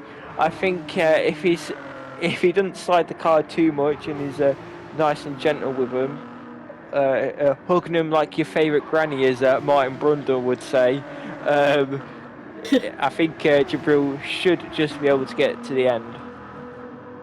Yeah, no, obviously I wish that he will go to the end as well, because obviously the softs will be, he'll have to make him work within this next lap or so, trying to get that overtake on Mercedes done, because he looks like he's maybe potentially just out of slipstream range. So obviously he'll be a little bit affected by that dirty air from the Porsche just in front, which, like you say, is on the mediums. So Mercedes may have the tyre advantage. Obviously come the end of the race, he'll have a little bit more rubber that he can use and throw the Porsche into the corners, compared to Jabril, who may have to manage his tyres a little bit come the last couple of laps. But obviously, talking about that, we've got about 9 laps left to go, and it looks like, obviously, Charlie is still in that P2 position, but he has dropped back from the Dark Lord here, which may see him getting a very bright yellow Ferrari 458 close soon. It looks like they're just about a couple corners apart from each other, is McManley and Charlie, but it will be about when Charlie decides to pit. But I don't know. I think McManley and Pedro may potentially have that P2 and P3 position secured if Charlie is coming into the pits in the next couple of laps, Kirk. Yeah. I think Charlie is pitting this lap actually. Looking at his fuel, he didn't have hardly any fuel left. But it'll be a quick, it'll be fresh soft tyres, a little splash of fuel, and he'll be on his way to the end. Now, it'll be interesting to see where he comes out to the likes of Jabril and Midnight ISO. This little battle between Mercedes and Jabril kind of reminds me of something I saw in the Blue Lobby, Sarah. Yeah, it does look like quite like what we saw in the Blue Lobby as well. I was talking about battle, sorry, bringing your attention to Sitterly and Fodder as well. I didn't realise how close they were on track, as it looks like Fodder's going to go for the overtake on Sitterly into that chicane, and Sophie not too far behind, overlooking the action, but Sitterly remaining with Fodder here as they go round for lap number 44, I believe. And yeah, very interesting move from Fodder there. Like I said, I didn't realise he was that close to Sitterly then. Well, I think Sitterly knew what was going to happen. Obviously, we know City's on a different strategy to Fodder, and just decided not to fight it, Sarah. Yeah, and obviously we're in that final kind of few laps of the race. It's you want to choose life. You want to get as many points on the board as you can. So obviously his next kind of as I said, that Sophie goes a little bit wide, but I was going to say obviously his next competitor on the track is Sophie, so he may have to defend a little bit from Sophie Will Sitterly. But apart from that, obviously going back up to, like you say, Mercedes and Jabril. Jabril looked like that last lap he wasn't able to stay with Mercedes there, Kirk. Yeah, I think Jabril realises that these tyres are not going to get to the end of this race unless he starts to take care of them, and he just doesn't really want to push that hard anymore on these tyres. Just take it nice and steady, trying to get to the end of this race. Yeah, and I think obviously that's the best obviously he can do, obviously looking after those tyres and getting him to the end of the race. And maybe that last lap, maybe he's able to push it a bit more. But I think we may potentially miss a pit lane infringement or a track limit penalty for Charlie there, as I did watch him burn a penalty. I'm not quite sure how long the penalty was, but it did lose him quite a lot of time there. And yes, yeah, it was a pit lane P7 infringement penalty, Sarah. A 3-second pit lane infringement penalty, unfortunately for Charlie, which is probably not the greatest way to start his stint on his final stint on the soft tyres. No, I looked on board with him. I thought, why is he going so slow? But then I realised he was burning some sort of penalty. But yeah, thank you for that information, Kirk. And like you say, not what probably he wanted for his last stint in the race, but he's still, in contention for a good result here in P7. Obviously, Midnight P8.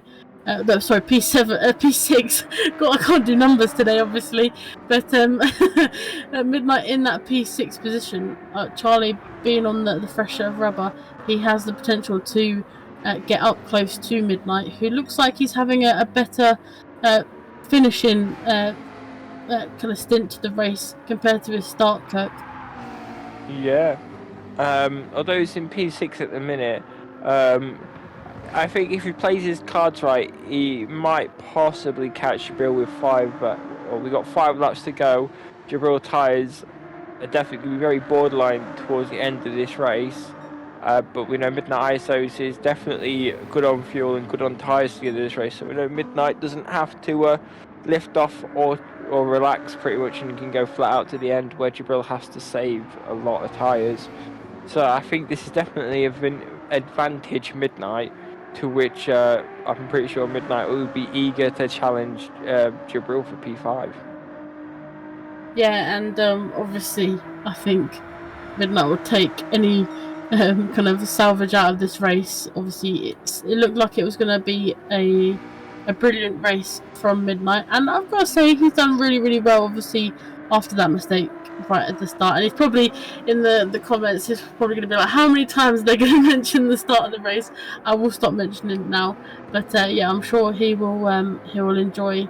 Maybe potentially getting that P5 position from Jabril if they can get a little bit closer within the last 5 laps. But apart from that, at the moment, we've seen, I think, McManley overtake Sidley, obviously under blue flags. Sidley doing a mega job as well, still in that P10 position. But I've got to say, the Dark Lord, again, in a world of his own, when he gets into that P1 position, rarely anything, gets in his way, Kirk.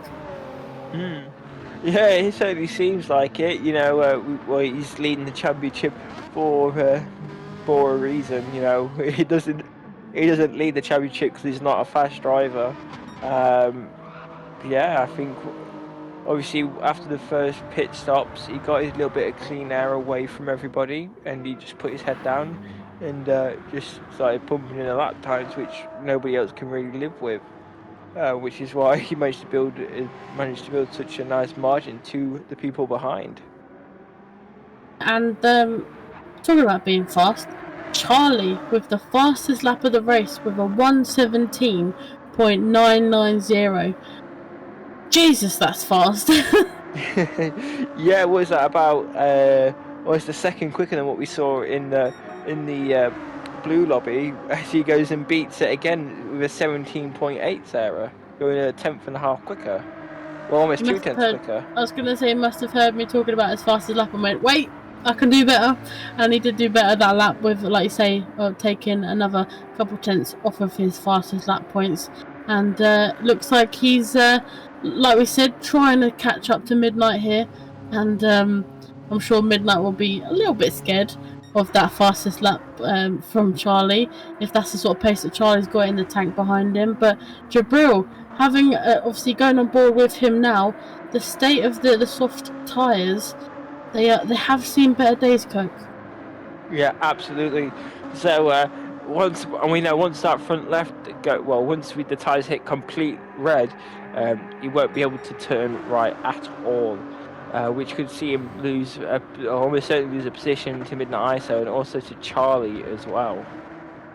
Yeah, I just want to say on the previous lap, Charlie was 1.4 seconds quicker than Midnight ISO. As we see Jabril coming in, so Jabril wants off for these tyres and is giving up the ghost to make it to the end of this race. But Charlie, should I say, the other 4 GT driver, is running consistently about a second a lap faster than Midnight, and I think he'd almost definitely be on the back of the McLaren driver before the end of this race if he can keep this sort of pace up. Yeah, or if not, I'm sure Charlie would have wished that this race was even a couple laps longer, so he could get right on the back of Midnight, like you say. As we see, I think that was just Dark Lord overtaking Sophie under blue flags as well. So the Dark Lord keeping his foot down on the accelerator, trying to make up a lot of time so that he capitalises that gap over McManley, who's still in that P2 position, doing an amazing job in that 458 again today. Like I've always said, you know, Mac being in the Ferrari, it's I think it's unlocked a potential for, you know, a new driver pairing in the driver car pairing in the future seasons to come of F1 RST. But obviously Pedro in that P3 position as well, doing an amazing job, Sarah, keeping that podium. I just want to say, the Dark Lord is almost helping Sophie set fastest lap as he's giving her a tow around this lap. Although maybe he's held up unintentionally, shall I say, help Sophie go for fastest lap. But it seems like his tyres are slowing her down at the minute. She was purple in the first sector. Is she going to be purple in the middle sector after the hairpin? No, she's only green in the second sector. I think if she wants to set this fast lap, she's going to have to try and unlap herself, Sarah. Yeah, which obviously is probably one of the most challenging things when you've got the Dark Lord in front of you. Obviously the Dark Lord doesn't like anyone past him at the best of times, obviously, especially under blue flag conditions as well. Obviously it's going to be very difficult, as I think we've just joined. Obviously that will be the last lap for Sophie, I believe. So obviously she'll have to unlap herself pretty quickly if she wants to go on that lap 51 and to take that fastest lap right at the end. But yeah, she's still tucked up behind the Dark Lord here, so we'll see if she can do it on that back straight. That Supra on a straight line, Kirk, is a pretty, you know, hard car to get past. Yeah, it absolutely is. We saw her at Deep Forest how fast that thing was in a straight line, and how difficult it can be to overtake it. So Sophie's gonna have to go for it here. She's all over the back of him, but I don't know if she's gonna if she's gonna go for it or not. Because if she wants fastest lap, she's gonna have to. Because right now Charlie still has it. Talking about Charlie, I think he's just gonna be a little bit too far behind now. Midnight ISO to try and overtake him. It looks like those softs are worn out quite quickly for him, and he's lost his pace advantage and just won't quite be close enough to make a move. But yeah, Dark Lord and Sophie are going side by side. Sophie wants to take it on the final lap as Dark Lord wins the race. Yeah, that wins the race, but also that lets Sophie drive another lap and do the 51 laps out of 51. So unlapping herself right at the end. And yeah, like you say, Dark Lord coming across the line in P1, Mac into P2, Pedro with a very good P3, and Mercedes holding off everybody else in that P4 position. If you want to take the rest of the grid for me, Kirk.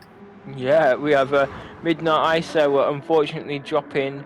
Oh, is Midnight ISO going to run out of fuel before he finishes the race?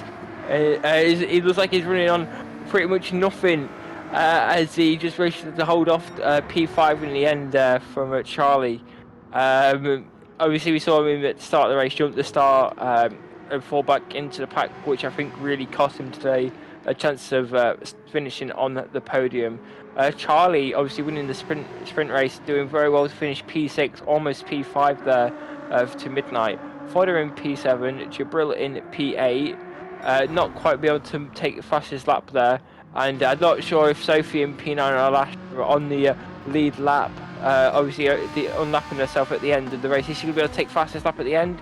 No, she isn't. She can only set a 18.2. That means Charlie keeps the fastest lap of a 17.8, Sarah. What an astonishingly fast lap that was.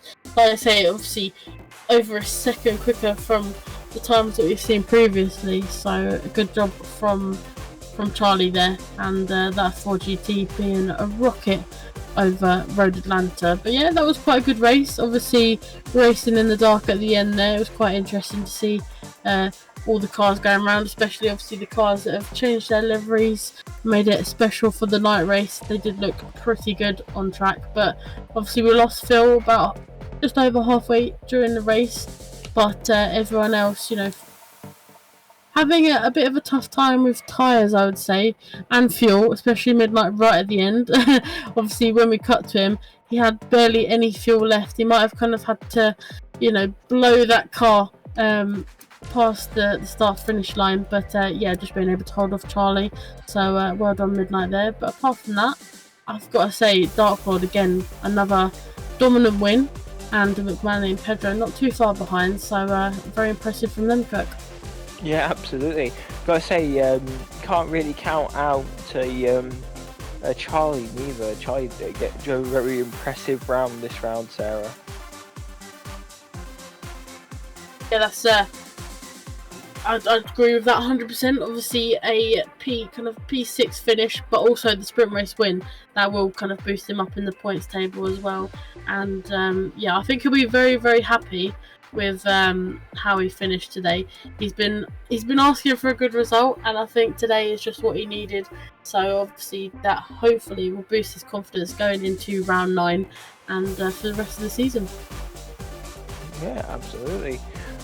Who would your driver of the day be then, Sarah? That is difficult. I was thinking about it for the last couple of minutes, and I actually don't know who to pick. I'm going to let you pick first while I have a little bit more of a think, because I think there's so many names in contention here. So yeah, I'll let you go first.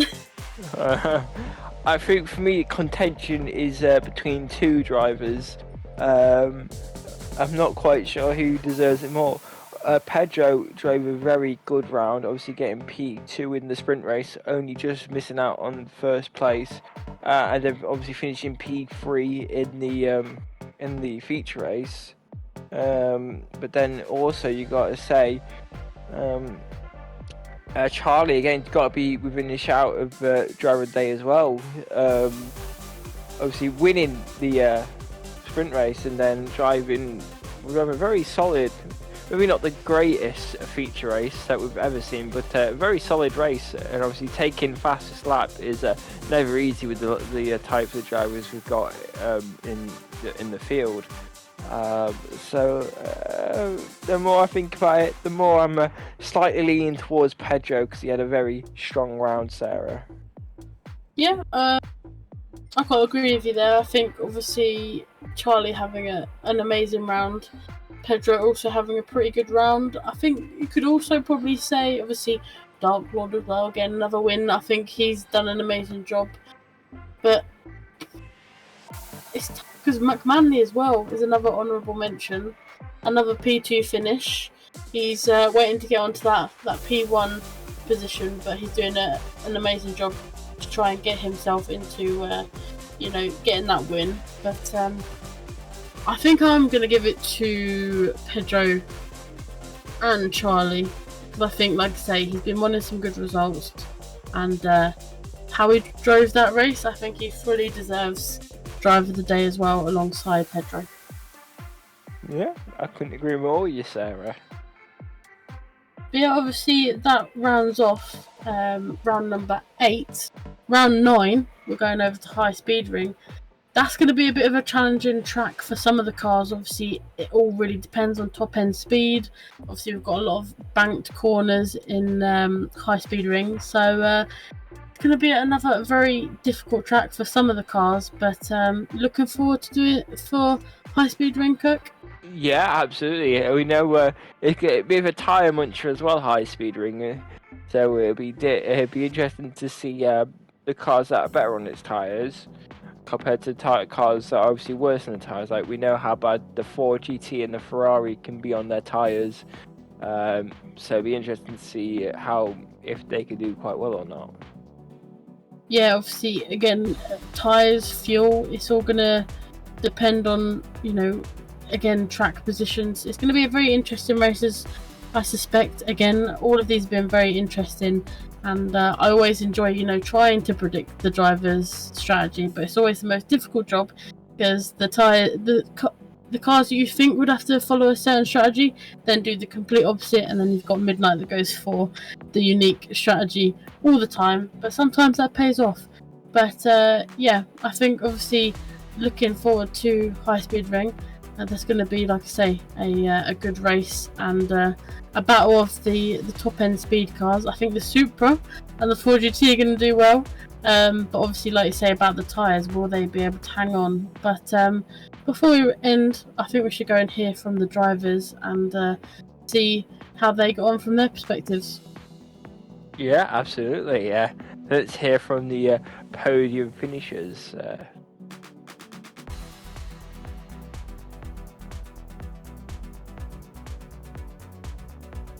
Okay, so that was round 8 at Road Atlanta, and I'd say it was a very positive round this time.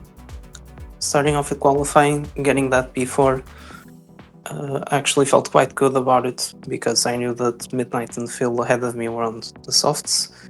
Then Dark Lord also being on the mediums, and considering I wasn't too far away from him, actually felt quite encouraging, considering that he's a really good benchmark as well. Then the sprint race, I have a bit of mixed feelings about it because I felt like it was a missed opportunity to possibly get a win this season. But then again, I made quite a few mistakes in around a track like Road Atlanta, where precision is everything. Any mistake can be costly. That was certainly the case. But although I was more disappointed at the time than I now am, obviously, I had a really good battle with Charlie, and he was certainly a worthy winner. And I hope everyone enjoyed that battle as much as we did. Then for the feature race, podium was really good, and getting that third place was probably the best I could have got out of that race. I mean, my first stint on the mediums I felt was quite good. I was somewhat keeping up with Dark Lord and Mac in front of me. But then my second stint on the mediums was pretty bad, I'd say. Just didn't have any pace whatsoever. And then my last stint on the hard tires actually felt pretty good. I had really decent pace. But by that time, Dark Lord and Mac were on mediums, so I couldn't have done much more because they were pretty quick. I felt like I maximized my results, and yeah, good to have another clean set of races this round, and somewhat happy that I was able to maximize my performance. Also, I'd like to give a special shout out to Midnight as well for his pole position, and then getting that P3 on the sprint. And then in the blue lobby, obviously, Sarah and Bertie, they did brilliantly, both of them, and I'm super proud of them, and I'm glad that they got some results that they've been looking for and that they deserve, really. And yeah, now I'm looking forward to the upcoming rounds, and I can't believe it's actually the end of the season now. But yeah, hoping to finish out this season on a positive note and get another good set of results for both of those rounds. So that was Road Atlanta. Well, what can I say other than I thoroughly enjoyed it. The pole position was a really great little surprise, but I have to admit I was fully pushing for it. I did want to steal a couple of positions off the start, and got a little bit lucky getting the pole position. So very happy with myself on that one. Otherwise, yes, the sprint, quite an entertaining race. Lots of good close racing. Managed to get myself up to P3, and that's kind of where my pace stopped. Driving the Mclaren is one of those you tend to be good at the end of a run, particularly when tyre wear really kicks in. But around Road Atlanta, the race was shorter in terms of it was less in terms of tyre wear, so I didn't have to worry, or the rest of the grid didn't have to worry too much about the tyres, so it was just flat out push for the entire sprint. So where I got to third was kind of where I was going to finish as long as I could keep the gap to the chasing pack behind, which being Mac, I had to push pretty damn hard just to stop him from catching.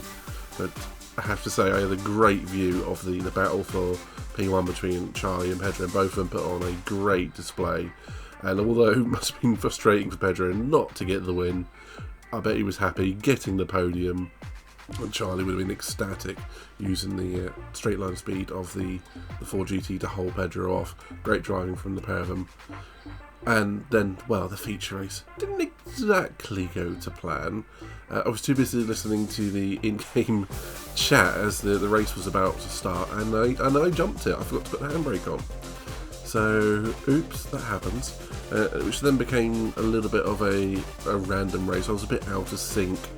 I should have had my soft tyres to help me pull away to begin with, but obviously that is not what happened. So I was in the back, had to make my way back through a little bit, had some really great fights in there, but yeah, it kind of went right down to the end, and I then realised I picked up a place from Jabril pitting because he couldn't quite get his soft tyres to the end. And then Charlie did the same and then took my fast lap. Not happy about that one, but well done, Charlie. And then I saw him, after a lap or two, find the groove and really start to zero in on me with a lap or two to go. And at the end, it was full push, qualifying laps all the way to the end just to hold off Charlie. I was a bit lucky. I found out afterwards that he did pick himself up I think a 3-second penalty for crossing one of those pesky little white lines. But hey, you live and learn, and there's always next round. But that's something I'm looking forward to. High speed ring, and what can I say? It's been a great season so far, one way or another. Some great racing.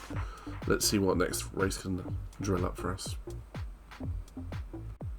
And also a really big shout out to all of the admin, and all the team members who each had a good race in there and have done great work behind the scenes. Road Atlanta. Sprint race was good fun, lots of close racing, and happy to make up some position from the back of the grid. Feature race got a perfect start after midnight false start. Then it was just a case of controlling the pace and managing the fuel and tires. And happy to take a good win. Unfortunately, was not able to improve qualifying pace like I had hoped heading into this round. The car seems to struggle with balance on lower fuel. Sprint was all over the shop, starting from the back. I managed to get up to a respectable position and top of the runners who started from the back.